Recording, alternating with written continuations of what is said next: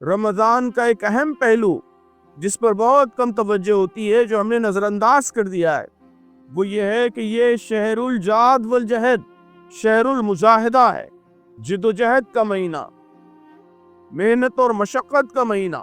لوگوں نے لکھا ہے شہر التحدی، چیلنجوں کا مہینہ، شہر الحرکہ والعمل، حرکت و عمل کا مہینہ۔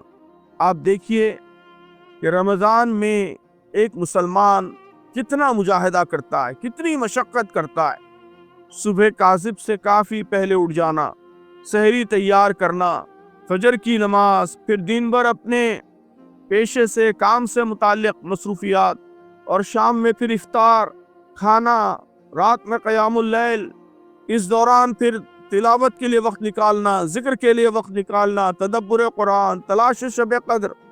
تو اس مہینے ہم انتہائی مصروف زندگی کے عادی ہو جاتے ہیں، وقت کا ایک ایک لمحہ استعمال کرتے ہیں۔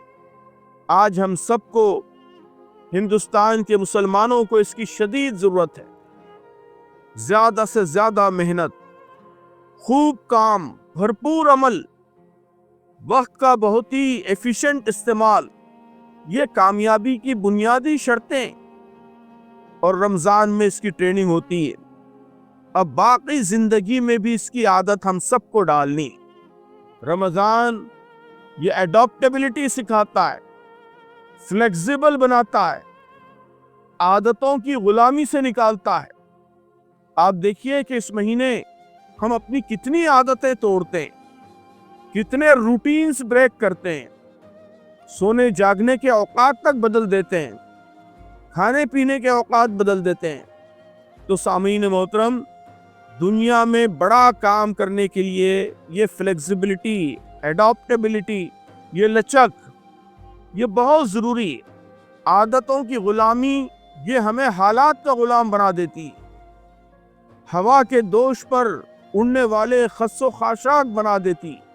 رمضان میں ہم نے عادتوں کو شکست دینا سیکھا، سستی پر، کاہلی پر قابو پانا سیکھا، سخت محنت کی، مصروفیت کی، مجاہدے کی زندگی کی پریکٹس کی۔ اب باقی زندگی بھی یہی رمضان والی زندگی گزارنی۔